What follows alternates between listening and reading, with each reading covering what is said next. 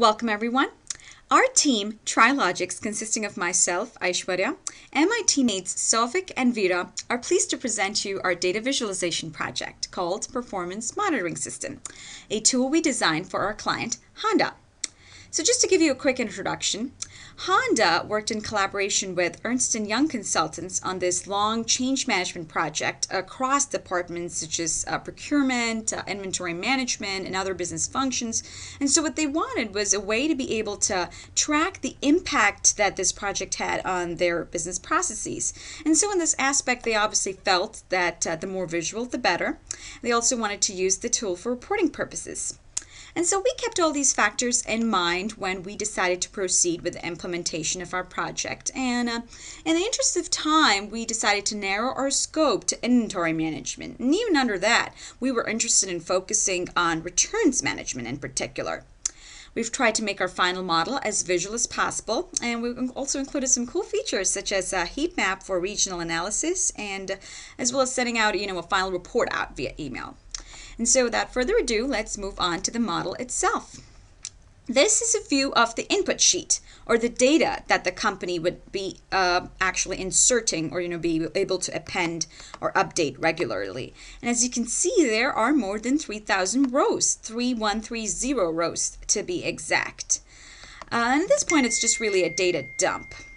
So what we have here is a list of items that can either be requested from a company warehouse or return to it. And as a single request number can have multiple material requests or returns, and that's why we have the same request number for more than one material number. And a material number really is a code for a type of item, like nuts or screws or whatever it is.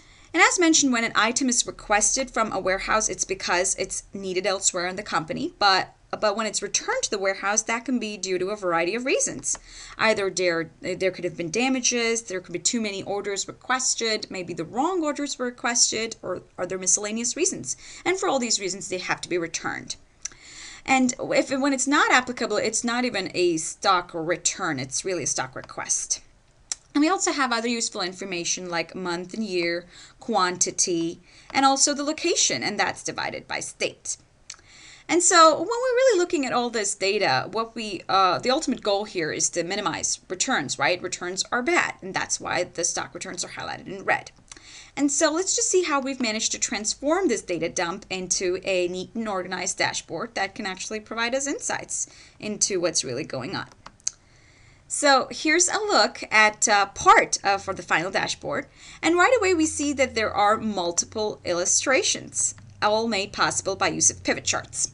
The first one here gives us a comparison of stock returns and stock requests, or the other way, stock requests and stock returns in absolute numbers, and over the years too, before and after change management era. And this is just really a straightforward way to track the change in requests and returns. And on the other hand, we realize that it's logical to have fewer returns when there are fewer requests. And so we thought another way to visualize the true change in returns over requests was to measure the percentage of returns on requests. And so that's over here in this chart below. And then if we want to analyze what are the different reasons for returns, that's here on this scatter plot. And that's plotted by quantities, and it's we've got different lines for different types of reasons, damages, excess requested, and others, wrong orders.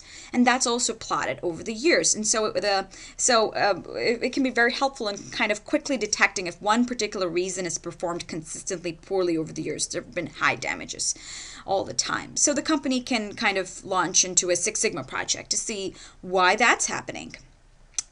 And so the controls on the right here, they are really, it's cool because they're completely user-friendly. And they're even simpler than drop-down boxes because these are slicers, and they're aptly named, right? Because they're extremely useful in slicing and dicing the data. For example, if I click on Before Change Management here, that's going to automatically affect all the pivot charts on the left. And you can immediately slice and see what's happening with the reasons before and what was happening after. And you can see they've improved. It's kind of drastically improved after. And I can actually drill down even further. I can say I only want to look at these particular regions, and I'll have the data for only those regions. And so we thought it was useful to kind of compare and contrast this sliced view of data along with a comprehensive and full view of tabular data. And so all this is consolidated data. They're all total number of returns in over the years. 2012 is the year of change management. And we also thought it would be cool to kind of depict percentage change from previous year. And as you can see, we've got it conditionally formatted. So a negative change is actually good because returns have reduced, and that's why they're in green. And if it's gone red because returns have increased, as you can see, others, miscellaneous reasons, they were high in 2013. But then they've gone back down in 2014. And so all this can be really kind of useful to draw key insights for employees who are actually involved in this kind of data or analysis. And so let's just move on to other additional features we have here. This is the regional analysis. And once again, this is kind of split into to be able to track process performance across different locations in the US. And so that's really cool. And it's also kind of divided by year. You can filter by year. As you see, the states are color-coded. So if I go to, say, before change management, how was the situation? And immediately you can see there are a lot more reds. And in particular, you've already kind of narrowed down it down to a state. Arizona is really red. It's got a lot of returns. And you can kind of analyze that further if you wish. So we have two types of movements, stock requests and returns. We've chosen returns, and we've chosen all the reasons that could be attributed to returns. And we can kind of even drill down further and see if you want to choose only one particular reason.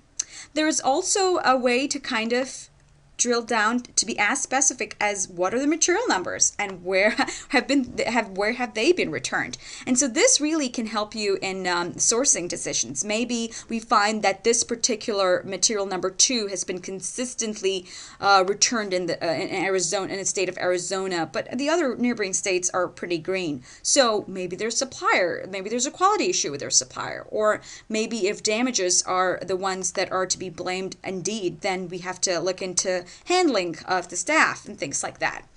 And so we think this regional analysis can be very useful in that manner. We also have a key performance metric here, KPI, key performance indicator called perfect order rate. This is extremely useful for logistics managers in particular when they want to kind of report out and send out monthly reports to their VPs of manufacturing and people like that. And so it's kind of, we thought it would be really useful to kind of include the calculation of that metric. And it's taken from, just calculated from the data that's already been given. And we've got both before and after change management process as well. And you can see that the perfect order rate is improved after change management.